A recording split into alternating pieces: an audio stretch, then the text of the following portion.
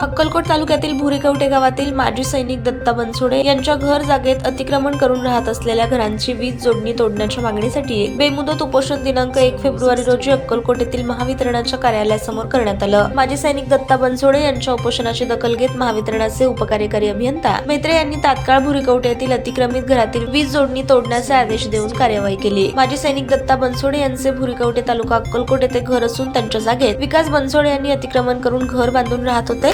माजी सैनिक दत्ता बनसोडे यांनी वारंवार महावितरणाच्या कार्यालयास अर्ज करून अतिक्रमण केलेल्या घराची वीज जोडणी तोडणी करण्याची मागणी केली, मात्र त्यावर कोणतीच कार्यवाही झाली नाही। त्यामुळे त्यांनी 1 फेब्रुवारी रोजी सकाळी 7 वाजता अक्कलकोट सोलापूर रस्त्यावरील महावितरणाच्या कार्यालयासमोर उपोषण सुरू केलं। शेवटी या उपोषणाची दखल घेत महावितरणाने घेऊन वीज कनेक्शन तोडण्यात आलं।